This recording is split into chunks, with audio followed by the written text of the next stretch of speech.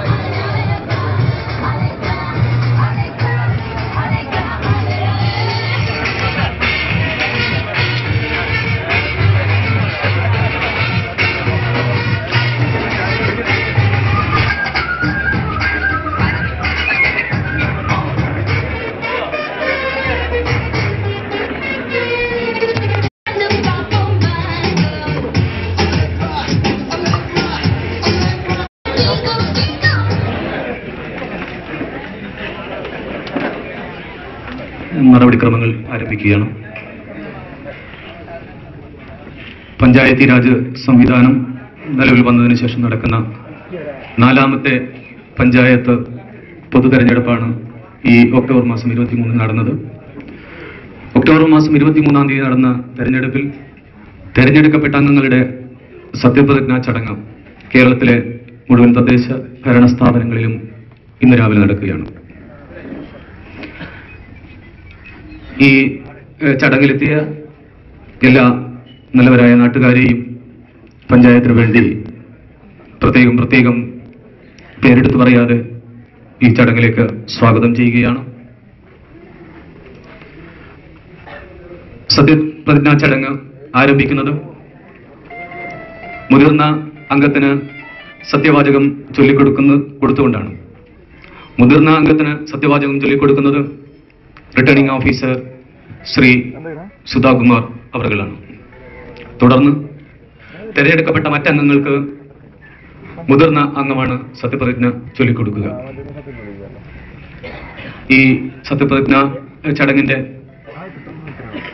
ആദ്യ നടപടി ആരംഭിക്കുന്നതിനായി ഇവിടെ എത്തിച്ചേർന്ന ബഹുമാന്യനായ റിട്ടേണിംഗ് ഓഫീസർ ശ്രീ സുധാകുമാർ സാറെ ഞാൻ ഈ വേദിയിലേക്ക് ഏവർക്കും വേണ്ടി സ്വാഗതം ചെയ്യുന്നു. മടുവ നിയോജക മണ്ഡലത്തിൽ നിന്നും തിരഞ്ഞെടുക്കപ്പെട്ട ശ്രീ മഞ്ജുനാഥ ആൾവയാണ്. ബഹുമാന്യനായ മഞ്ജുനാഥ ആൾവ അവർകളെ ഞാൻ വേദിയിലേക്ക് ക്ഷണിക്കുന്നു.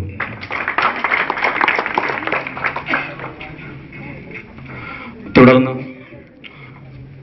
1 മുതൽ 23 വരെയുള്ള വാർഡുകൾ എന്ന ക്രമത്തിലാണ് സത്യപ്രതിജ്ഞ നടക്കുക.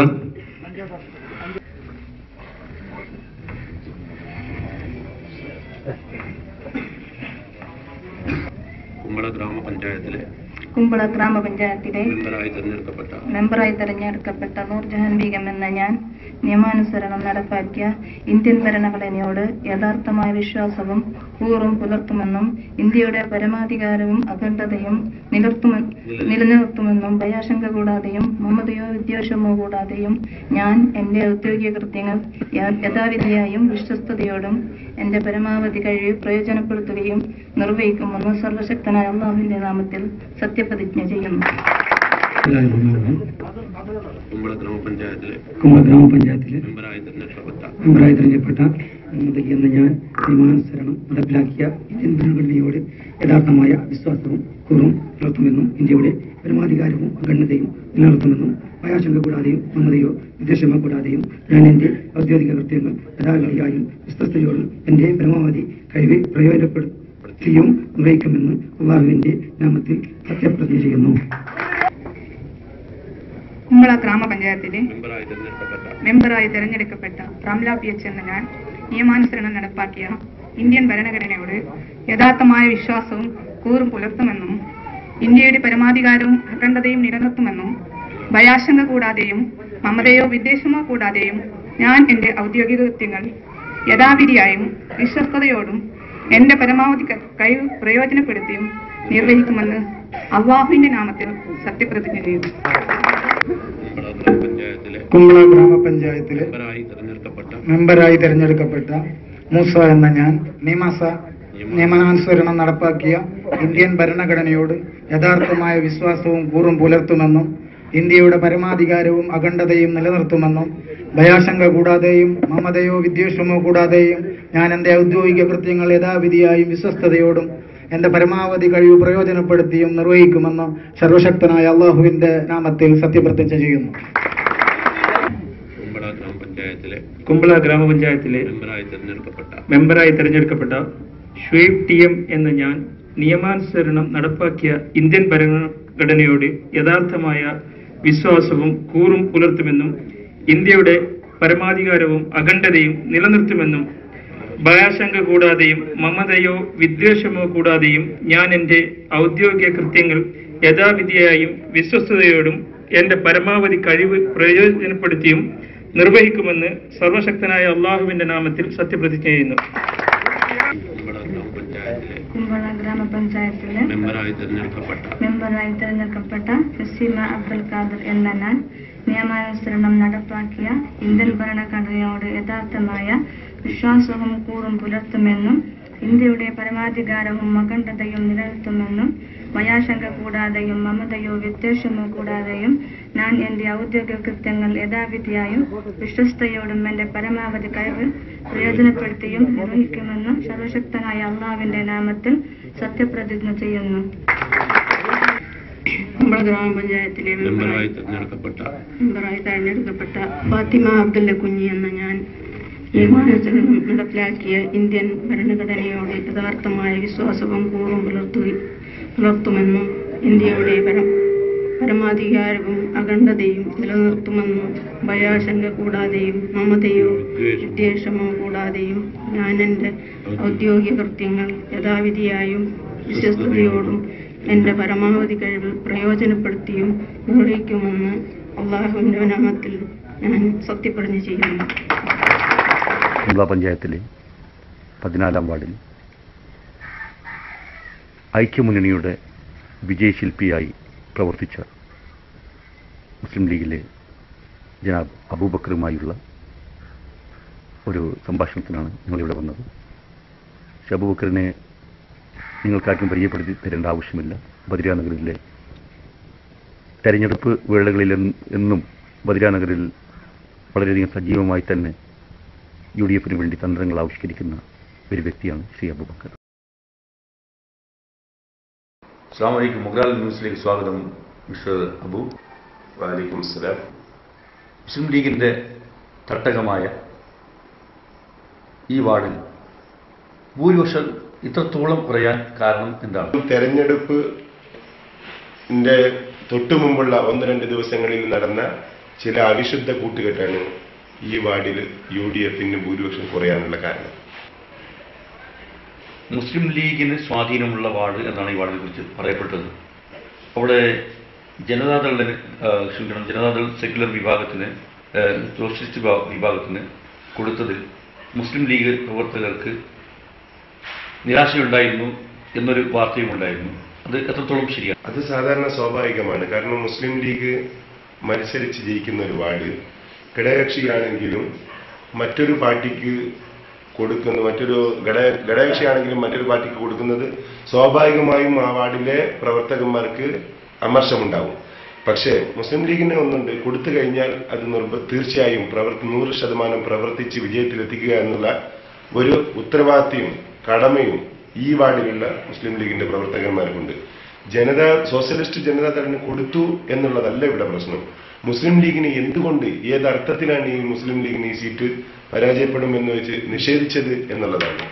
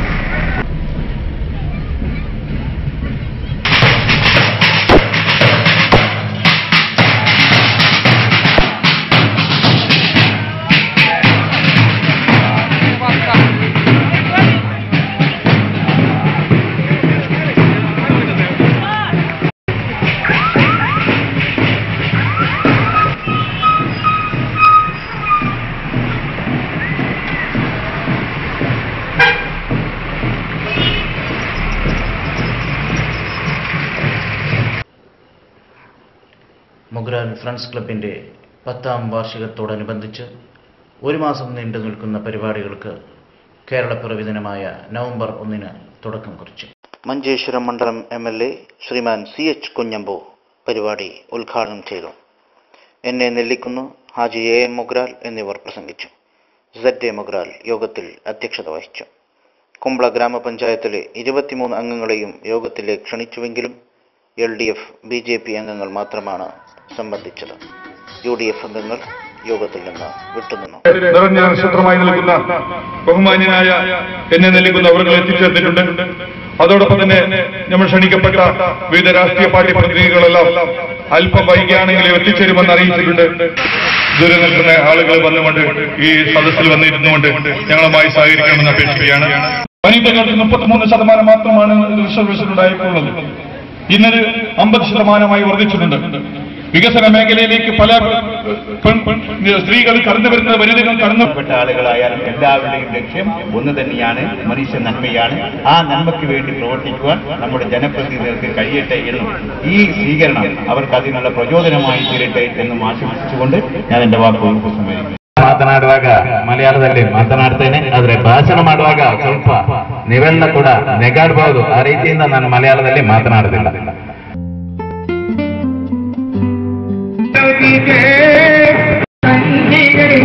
ദൂരം നിൽക്കുന്നുണ്ടല്ലോ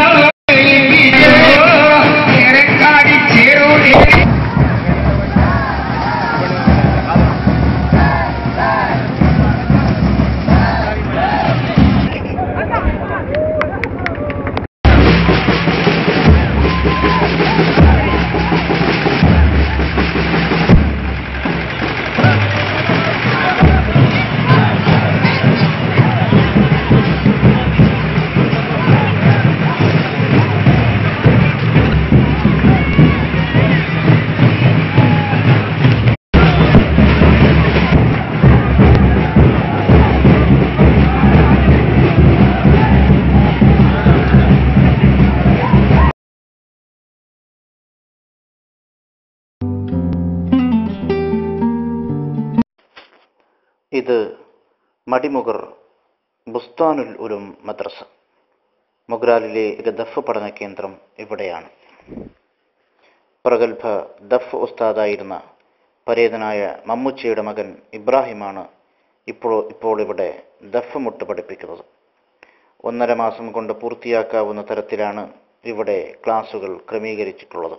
ധാരാളം കുട്ടികൾ ഇപ്പോൾ ദഫ് മുട്ട് പഠിച്ചു വരുന്നു.